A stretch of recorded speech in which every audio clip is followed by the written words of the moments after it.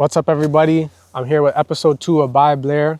Today I got a special guest with me. This is someone that is one of my brothers in this creative stuff, man, especially in the city. So I got my guy SpaceJxm here today. We're gonna talk about a lot of important things. He's a rapper from the East End. I'm only bringing East Enders for the next little bit because that's where we're stepping here now. That's where we're stepping. I like that. We're just gonna take a walk and chat about his journey so far. Let's go. So, fam, like, what was the first moment you had with music where you saw, this is it. This is what I want to do for the rest of my life. I want to make music for the rest of my life. It's funny because, you know, it's even documented, bro. Oh, yeah? Go on YouTube, just search Quincy and Tumba, and then you'll see it for yourself, bro. Yo, we're gonna get that. Yeah. We're gonna get that. I did a cover, you know Grenade by Bruno Mars? Say honest. Yo, fam. Say honest, you were on Bruno. Nigga, I was like 10 years old. Yeah, Bruno Mars is like my favorite artist at that point, bro. Yeah? Yeah. Like I was like 10 years old, and then I made a cover. You know, it's funny, my parents weren't home that day, right? Yeah. So I used to sing, but in secret, you know? So when they left, I decided to record like a YouTube video and think I was gonna blow up like Justin Bieber, you know? Yeah. When they left, I turned the webcam on because it was at the time where it was like desktop, you know, it didn't, you know? So I had the webcam, and then I'm singing the track, I'm singing it. And I even think halfway through the video, my parents get home. And you can see me like look back. Get nervous. Yeah, you can see a nigga get nervous, bro, in the video still. So yeah, man, that is most definitely like the first time where I was like, early. You had an early start where you're like, yo, this music is me. Bro, I've always wanted to, you know, to express myself through music, you know, so yeah, absolutely. Okay, so let's fast forward from young Quincy to becoming SpaceJxm. Yeah. Your first project, Canvas. Yeah. Like your first real mixtape. Yeah. You had a lot of songs on there that a lot of people really, really liked. Actually, before we get into Canvas, bro, I'm gonna go even further, like a little bit before Canvas. Okay. My first introduction to you and your music was through Remsen. Okay. I was at his house one day, bro, and we were just chopping it up, and he's like, yo, have you ever heard of this guy SpaceJxm? He's from the East End. He's like sick rapper. I'm like, no, I never heard. He showed me Mike.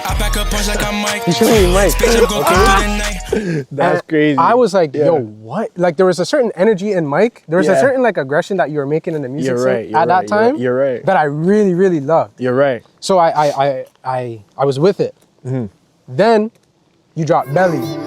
Stepping on tennis shoes, that's a Reno. Coke out that wall, fell in love with Nina. Bitch, you fell off, what's the meaning? I just show attitude, nigga, Cena. Yeah. And I was like, okay, I'm sold. Yeah. And I feel like that was a lot of people at that time. Like it was. They had that similar experience of like listening to your first like EP. Yeah. And then they heard Belly. And then that changed for them. Bro, Belly's one of those songs where even when we're in the studio and we made it, it's like we all looked at each other and we're like, yeah, this one's gonna go. Yeah. Like, you know, it's like we knew, like by the time that song was over, and it's crazy because I did that song and another song that people have been asking me for years. It's like this song I put on my Instagram. Yeah. That's like a preview with like Michael Jordan and shit. I made those 2 songs the same day. And it was like, we knew, like when we're done Belly, we're like, yeah, bro. This one. No, that's exactly what happened for me, bro. Like I heard Belly and I was like, okay, there's something very special here that we need to like tap into. Yeah, bro, I literally learned some, you know what's funny? It's like I learned some new shit while making that song. Oh yeah. Like okay, so that song actually happened because of, you know, Met Gala by Gunna? By Gunna. And you know how in the background, Gunna's like humming? Yeah. Bro, I stole that shit. I'm gonna keep it a bean. So that's why you hear it in Belly, like you can hear me humming like, you know, constantly. Yeah. And that was like what really attracted the people to the song. It was like, especially during that time. Yeah, Gunna was hot. You know what I'm saying? So, yeah, man. I mean, that song, like the formula was definitely like inspired through Gunna. But yeah, when we made that song, we knew, bro. Like that one is gonna be, it's one of them ones still. Yeah. So we go to 2021. Yeah. We go to Canvas, right? Canvas has some of like your fans' favorite songs, fam. Yeah. That's totally your fault. It is. That's It totally is, bro. your fault It for is, being it away is, for it 4 years. It is. But we'll get into that. Yeah. I'm talking with it, tropical, ridiculous, double deuce freestyle, speed it up. Yeah. Bro, like there's a lot of songs that like That is people true. really genuinely love, bro. What did that mean for you at that time, like dropping Canvas? What did it mean for you as an artist then? And like what was the reception like for you? Dropping Canvas for me was, it's so, bro, it's like, I want to give you a straight answer, but it's like, bro, it was so complicated, bro. There's so much shit that happened in the midst of releasing that project. And I'm going to be honest, by the time that project had came out, I was already beyond Canvas. And that's kind of been a pattern in my career so far. It's like whenever I drop something, I'm kind of already past it because I'm already working on something new. Yeah. And that's kind of what Canvas represented to me, but it's not what it represented to everybody else. Right. You know, it's like, you know, the people who listened to the project, to them it was like, it's good music, it's great music, you know? Yeah. And it was like new, it was like something that like people could gravitate towards. And that made me very happy, you know what I'm saying? I was very grateful about that especially. Yeah. But I can't lie to you, like, once that project dropped, it's like I already had another project ready to go. But it was like, you know how the game goes, bro. You drop one project, you can't just immediately give them another one. You gotta let it simmer. Yeah. And bro, that let it simmer thing turned into me signing this deal with these guys. I don't, you know, and just like, bro, it just, a lot of like things just complicated timing. So for me, Canvas, when I think back to it, Yeah. it, to me right now, it represents like a place and a time in my career where I wanted more. You know what I mean? Like I wanted so much more. I wanted so much more than what I'm not gonna say than what I want now, but it's like I was more excited to release a project where shit, okay, it's old music, but I know it's gonna go. And it's like, I was enthusiastic where it's like, I know I'm gonna give you guys another one that I'm working on real soon anyways. Yeah. And that's what it meant to me. It was like the start of something, but it's like, it never amounted to what I thought it was going to. And why? Because of that whole let it simmer thing, you know, where I was like, I'm gonna just let it chill. I'm gonna wait it out. And that wait it out turned into my real life and everything else. Yeah. But to your question about how it was for other people, man, they loved it. You know what I'm saying? They loved Canvas. A lot of Canvas songs are still some of my highest streamed songs to this day. Yep. You know, so like, yeah, man, the Canvas project itself is something I was really proud of releasing. But all it was for me was it just reminded me that there's just more work to be done. And like, I just wanted to do a lot more, Yeah. you know, with what I could do at the time. So let's go to 2022, 2023. You're doing a lot more performances, live performances in the city. You're open for Enely Chop at that club. You're dropping a few singles, Stand on Business, Robert Munch, Big Slime. Yeah. But you weren't really dropping crazy at that time, but you were semi-active. You're right. But one thing about your lore that, you know, people that know you know that they get their source of music from you through your Instagram stories. Okay? Yes. First question, Yes. main question. Why were you posting it at 4 a.m. all the time, bro? Why 4 a.m., fam? Yo. It was every time without fail. You know, it's fucked up because that's fucked up because that's so true. And bro, answering that question is like giving you a big part of my life, bro. You know what it is, bro? I'm not gonna lie. Like, All right. The way my life is set up, I can sleep whenever I want to. Okay. Like,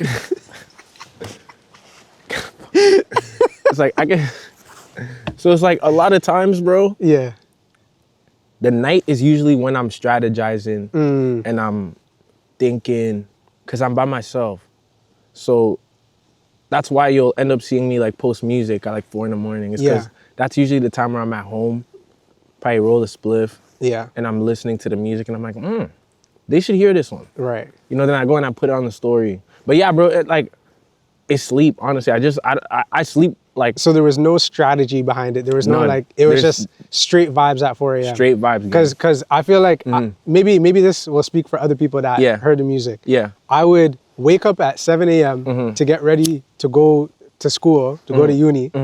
And I see 4 hours ago at 7 a.m. Yep. I'm like, this is dark. Yep. Because who is even listening to this? Yep. And you know what's fucked up? Bro, there would actually, bro, I kid you not, it got to a point where I would post it and I would just turn off like Instagram. I'll just like, I just post it on my phone. And you go to like, bed then? Then I go to bed at like 4 or 5. And then it's like I wake up and it's like I'm already seeing people reply to it and shit. I'm like, oh, that's nice. Yeah. You know what I'm saying? So like it's kind of a booster as well when I wake up. You know, when I'll go to sleep at 4 in the morning, wake up maybe at 11, 12. And then I see like the people responding and everything. It's kind of a good booster. It's like the moment I open my eyes, you know, good way to start your day. You know, good way to start my day. You know, do my thing. I look at my phone. I'm like, oh, you know. What did people say about those songs? I know I have friends that told me they screen recorded that shit. Yo. And kept those songs in their files. Like that makes me so happy when like people reply to me and be like, yo, fam, you know that song you posted like 2 weeks ago? Yeah. And I'll be like, no. Because there's hundreds. And then it's like, they'll send me like the screenshot, like this one. This one with this and cover. I'll be like, oh, yeah. And then they're like, yo, and my thing is like, my team would get mad at me all the time. Yeah. Because I would always just end up sending my music anyways. Like if somebody asked me like, yo, bro, let me have this song, please. I was one of those. I was many of those. You know what I'm saying? You know what my girl said? Broski. She's like, I thought Space already dropped a project. I was like, why? She's like, well, because you have a lot of songs. I was like, that's just the leaks, Broski, man. I'm not gonna lie. I've made in my whole life at least 6 to 7 projects. And like none of them have seen the light of day. Yeah. And there are so many things that happened like in the midst of me wanting to put this stuff out.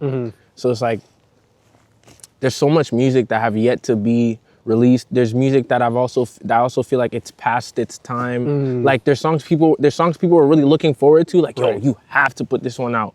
And like I look at it nowadays and it's like, nah.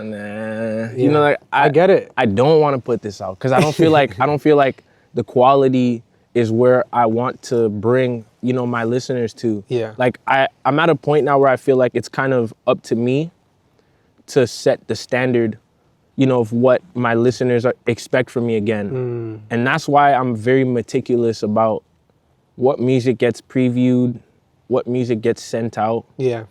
Especially nowadays, I'm a stickler for that kind of stuff. Yeah. You know, so I mean, while we're kind of on the topic of, you know, putting out music and being more meticulous, let's get into it, bro. Let's talk about it. Let's do it. Why have you held back for the last 4 years another follow-up project, bro? Bro, for one, I would say my life just has had a lot of nuances, which honestly I think everybody, you know, I'm not special with that. Yeah. But I think that's kind of my answer, is that I'm not special. You know, I'm not like we're all going through shit, you know what I mean? And like, look at like the state of the world that we're in right now. Like, bro, a lot of niggas don't even know that, like, bro, there's a war brewing. There's actually many wars that could pop off. Like, we could wake up tomorrow and the headlines is, you know what I'm saying? And it's like, even beyond like the political aspect of what's going on, just the social aspect of things, you know, like people aren't as connected. I'm not as connected. And it's like, it's manifested itself in my music career. You know, it's like, when I first started, my life was a lot different. So it was easier for me to release music, be on it, and do this and that. But it's like, as I got older, there's just more responsibilities. Yeah. There's just more aspects that I have to look at now when I'm thinking of my music career. Right. So yeah, man, I mean, over the years, like, it's just every time I drop, I want it to be at a time where my life makes sense. Because I know that when I put out the music, it's not just put out the music and disappear. Right. Because I've done that before. And I feel like I've let a lot of my listeners down by just putting out the music and it just disappearing, you know? Yeah. So it's like, I realized a long time ago that if I'm gonna do this, it's a commitment, you know? And like this chase of wanting to be a respected artist and also wanting to have a real everyday life is a battle. Yeah. It's a real battle. Yep. And it's like, I think for me, I'd never want to become the artist that's releasing music just for the sake of releasing it. Right. You know, I want people to know that when I'm releasing my music, I'm doing good. Yeah. So it's like, when you see me release a project like the 31st, you know that nigga's doing good. Yeah. Like, he's living right now, he's good. So when you listen to the music as well, you can feel it, like, I'm doing good. Yeah. You can hear me now because I'm ready to present myself. Yeah. And that's really what it's been for all these years. It's just, I've been fighting with Quincy versus SpaceJxm. Right. Because I think there's two people that exist that are fans of your music. Mm-hmm. On one hand, I think it's really relatable what you've done to take your time, be more meticulous about the music and how it sounds, and you know, going at your pace and not speeding up for the rest of the world. Yeah. And I think on the other side of things, people are looking at you like you're a rapper. We need music way more often. The market says you need to be here. Yeah. You know what I mean? You had hype at a certain point. Yeah. You were generating a lot of hype, and it was like a upward trajectory. Yeah. But I also know, especially knowing you as a friend, there was probably both of those things happening in your own head. Yeah. And I think that's something that's relatable for everyone. Absolutely, bro. So talk about, you know, the challenge of dealing with not only the external voices, but the internal voices that are doing those things. Yo, it's like when you first start doing this, it's like your inner voice is like on your side. It's funny. It's like when you start anything, any project, it's like, at least for me, I feel like my inner voice is like always on my side at first, because we're both optimistic. But it's like, as you continue whatever project, and depending on the progress, it's like your inner voice starts speaking in ways where other people might not be speaking to you. Like, yo, you haven't dropped a project in 4 years. Who are you? Like, okay, you've made 1,000 songs. How many have you dropped? Right. It's like, why do you expect to? And it's like, I used to fight because I'd be like, yo, I thought by now I'd be somewhere that I'm not right now. Right. And it's like, as the years progressed, it's like I was beating myself for it. Like, it's like everybody thought you wouldn't be like this by now. Yeah. A lot of people expected you to go here, go there by now. And it's like, bro, I've had to learn to like become friends with my inner voice again, bro. Like, it's like, nigga tell me like, you want to be this big successful artist, but you only have one album out. What are you doing? Right. And before, it's like me not being friends and not communicating with myself for a while. It's like I lost touch with who my inner voice actually was. Right. Started looking at him more. It's funny, like, you know, I'm talking as if it's another person, but yeah, just for the sake of like, for you to really understand where I'm going, it's like, yeah, it's like I've had to learn to understand where that voice is coming from again. Yeah. So now it's like when my inner voice will be like, you haven't dropped in 4 years, who do you feel like? I'm understanding now, because before it would be negative, I'd beat myself up for it. I'd be like, you're right. Who am I? Yeah. What have I done? Completely like forgetting about all the shit that I've done up to this point. Yeah. And I'm just thinking of right now. But it's like, over time, I've had to learn to befriend myself again. I've had to learn to like understand how my brain works, why I even think these things, and why my inner voice even talks to me a certain way. And then once the clarity came back, the conversations are much different. Yeah. It's not that what the inner voice says is different. It's more my response, which is like, okay, you haven't dropped in 4 years. Who do you feel like? Now it's more like, you're right. I should be putting in more work. You're absolutely correct about that. Right. And that's what I'm gonna do. Yeah. So it's like my inner voice before, it would be like, this guy's a loser, you know? This guy's a pussy. Like, wake up. Like, I feel like that's what my inner voice has been trying to do to me all this time. It's like, bro, right. I'm beating you up because like I'm the only person that can. Like, you're a hard-headed ass nigga. Yeah. And the only person that could really like be a drill sergeant to you is your goddamn self, to me. Yeah. So it's like, I've had to learn again that like my military mindset is like, Did you hoop growing up? yeah, bro. Okay, so that's where it's coming from. Because I understand it, bro. Yeah. I get it. You know what I'm saying? It's Yeah, like, no, I get it. Like that when you have that sports mindset of like you need to work harder, you need to earn what like you want. Yeah. You know what I mean? Like make it undeniable. Mm-hmm. You know, that those are the kinds of things that you have to prove to yourself. And so you get hard at yourself. You just like, what's wrong with you? Why don't you do this? Why don't you do that? But like to your point that you're saying, like you have to come back to a point where you're accepting that. And I think, you know, it's really nice to hear that. Bro, You've gone through that process, and I feel like other people will hear this and maybe they're at different points of their journey, but they're seeing like, okay, there is a place where I can come to terms with this. There is a time where I can come to terms with like taking my time and doing it at my speed.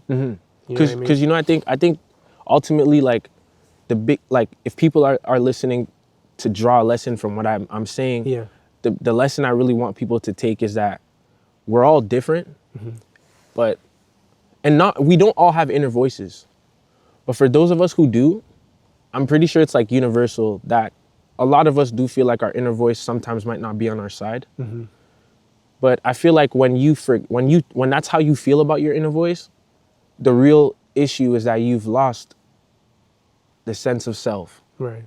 And it's more an invitation for you to kind of slow everything down and learn yourself again. Yeah. And that's really why I feel like now I'm a lot more, my motor's on again to do shit again, because I had to have these tough conversations with myself. And relearn yourself. You know what I'm saying? 100%. And I feel like if anybody feels that way about their inner voice, it's an invitation for you to lock in, you know, like, and lock in on yourself. Locking on yourself. I think that's the main thing. Yeah. So, you know, talking about this project, talking about SpaceJxm Reloaded, I've had the chance to listen to it. Yeah. By the time this interview comes out, it'll already be out. Yeah. October 31st. Yes, sir. What would you say is, as you're going through that process of like relearning yourself essentially, what told you that the project was ready, like it was time? You know, outside of maybe the pressures that you felt for yourself, like just with the music itself, like what made you feel like this is it? Like, because I feel like, again, there's people out there that are going through that journey and they might not be able to differentiate. So was there a feeling or a thing that you felt that told you this? It was time. You know? The project was done relatively like maybe a month or two ago. In technical terms, what made me feel like the project was ready was when we did the cover art. Yeah. You know, like once we did that and it was done, it was perfect. It was like exactly what I wanted. It like, bro, you killed that shit, by the way. Appreciate that, bro. You know what I'm saying? Yeah. And once we did that, like technically that's when I knew like, okay, let's go. You know? But if you mean in terms of like the feeling for the music, like the track list 1 to 25, I'm gonna be honest. Yeah. Every project I've done so far, I might regret saying this now. Like I'm probably gonna regret this later. Be like, I shouldn't have said that out loud, but I just feel like I have to right now. The way I make projects, or at least track lists, there's no real deep. It's not that deep, honestly. Okay. Like, I mean, I don't mean like the sound, like 1 to 25, like the sound itself, sure. Like I have a method. Sure. You know, like there's a method to it. Sure. But like in terms of building the track list from 1 to 25 when it's done, and we're not talking about the sound, we're just talking about finishing a project, packaging it up. Yeah. Honestly, for me, it was just I listen to my own music like 100 times, and I get tired of my own music before anybody does. Of course. You know, so like I knew that it was time for me to like do the track list once I was tired of listening to the same set of music that I made, and I was like, all right, bro, I gotta get to the new shit. Yeah. So that's when and that's usually when I know like, okay, time to wrap this shit up. Yeah. It's like I make for every project, even Canvas, like I've made like 300 songs and only like 10 or 15 or 20 end up actually being there. And that's usually like when I'm at a point where I'm starting to get tired of maybe a specific sound I'm making. Sure. That's when I know I've literally squeezed all the juice out this lemon. Yeah. And it's time for me to make the lemonade and package it up and, you know? And that's really what it is. Once I get tired of something and it's like, okay, now I gotta do some other shit, or it's like, I feel like I wanna do something new. Like maybe the next project I wanna give them R&B. Yeah. Maybe the next project I wanna give them like, I don't know, dance, whatever. It's just like, once I get tired of a sound, that's when I know, okay, I probably have all the elements ready to start packaging it up. Meaning I done squeezed out all the juice. Yeah. And now it's time for me to start selling the lemonade. Right. And that's really what it is for real. That's dope. That's super, super, super dope, bro. I'm you, excited bro. for it. I'm excited for everyone to listen to it for real. Cause Me too. I think there's something there for everyone. There's 25 songs. So That's the better. point, bro. You know what I mean? That's the point. The point was like, you might not like all 25, which I doubt, Right. but you're definitely gonna like at least 15. Yeah. You know what I'm saying? Because I made sure like to include 1 or 2 songs of sounds that I think everybody can enjoy. Boy, girl, non-binary, Yeah. you know, Everyone's whatever, you know, like everybody can enjoy, you know, that music. So yeah. Dope. All right. We got the reloaded round with SpaceJxm. Yes, sir. Let's get it. So first question, bro. If the world ended, but one of your songs from this album got sent into space, which one should represent humanity?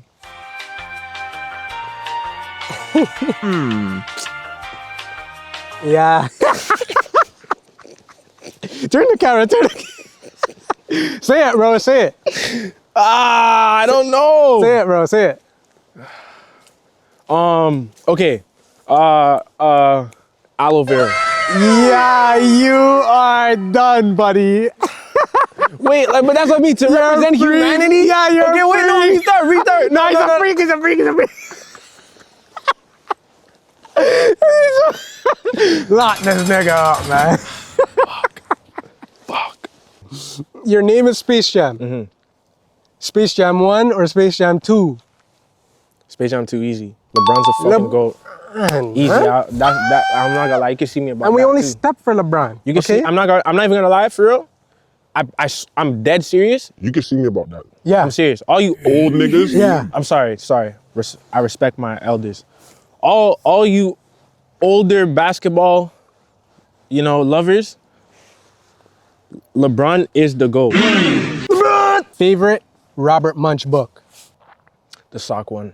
The girl in the sock. The Girl in the... What is that one? I feel like I know which one you're talking about. Or is it Andrew Smelly Socks? Oh my God, it's a dude. Yeah. Yeah, Andrew Smelly Socks. Yes. That's And my he had, top like, 3 still. Yeah, it's definitely that one. Yo, my top 3? Mortimer. No Clean Clothes. Yeah, and then... This guy's pressure still. Bro, me and my grandma used to read that bear. I love those fucking books so Yeah. much. I made a fucking song. Talk about your club. To be honest, I don't give a shit. And I'm not a 10, I get in love. I don't gotta talk, cause they know what it is. You made a song about it. You know? If you could trade lives with one cartoon character for a week, who would you pick? Riley Freeman. Yeah, Riley Wild. That nigga lived every nigga's like dream life. He lived a life. He even got rich selling candy. I know you remember that. I remember that. Fuck them shoes. Them shoes, those socks with the bell on it. Yeah, I know you remember that scene, yo. That episode's good. I'd have so much fun doing like being Riley like for a day, bro. Yeah. I'd have the most fun doing that. Yeah, I'd be running around Woodcrest going crazy. He was a wild guy. Okay, the girls are getting ready to hit the club. Which song from Reloaded should they pregame to? They should pregame to Hey I, easy. Yeah, that's a song. You think so? I would say that's a song to get it popping. You don't think Guilty? Oh, I don't see that nigga in trouble. Bro. Yeah, wait. I try to get a nigga in trouble, bro. Wait, you don't think Guilty? Genuinely, you don't think Guilty? I don't know if it's for like a pregame before going out, but sure. I mean, She got her nails done. She got her hair done. She got her attention. On that cooch on his face. That's not for the girls? Okay, it is. Yeah, bro. It is. It's like, it is. You know what it reminds me of? Like, you know how Drake did 9? And like, there was a lot of guys that liked 9. But that song was really for, not 9. What's the other one? Child's Play. Remember, say you like cheesecake, you know I love it. But that was for the girls though. It was. That was really for the girls. It was. But see, that's the thing too about my music, which is why like I could understand why Guilty is because especially when I make songs like Guilty. Yeah. And maybe Drake probably feels this way about songs like Child's Play and stuff. Is like, we do make it for, I'm not gonna say we because I can't speak for him, but at least for me, like I do make it for the intention of having the girls to listen to it. Yeah. But I don't want to make music where it's exclusively for girls. Yeah. But then It's for again, everyone, I also don't always make music exclusively for niggas either. I want everybody to be able to enjoy it ultimately. Okay, last question. $1 million or dinner with blank? $1 million. There's no one. You're not a dinner with G? No dinner with Hove? Yo, I spit No the dinner with hottest Uncle shit. Ruckus? That's a nice motherfucker shit. Fair time, follow me around. Deep cover shit, nigga. You big money. Yo, listen, I love Jay, but bro, I'm not. Yo, even listen, I've listened to enough Jay that I even feel Jay would tell me to take the fucking $1 million out of the damn dinner with this nigga. So shout out the rocks. But no, bro, no. Yeah. I'm taking $1 million. Taking The $1 only million. person I take a dinner with is Jesus. That's a fact. I'm Jesus gang. That's a fact. That's all. But other than that, yeah, I'm taking $1 million still. All right, fam. So this has been a dope episode. I feel like you've gone over a lot of stuff. It's like long overdue, but True. same with the album, but it's here. It's here, October 31st. Indeed. By the time this comes out, it'll already be out. Plug your information, plug your stuff so people can get a hold of you, you know? My Instagram is SpaceJxm. I feel like a lot of people have a hard time finding me because of the spelling, but it's SpaceJxm. So Space Jam, the last A is an X. I feel like I've said that like 1 trillion times in my life. But yeah, that's my Instagram. Don't try to find me on Twitter because I don't have one. Yeah. Yeah, man, send me beats. I need beats day to day so SpaceJammusic@gmail.com. Hell yeah. Yeah, man, that's my contact. Hell yeah. All right, man. This has been a dope episode. Indeed. Episode 2, Space Jam by Blair. Yes, sir. Subscribe for more like this. Subscribe so I can keep creating with more content creators, more videographers, more city. artists all over the city. I want to keep doing this for a long time. So subscribe, make sure you like, post notifications on so you can see the next vid. And yeah, we're out. Peace.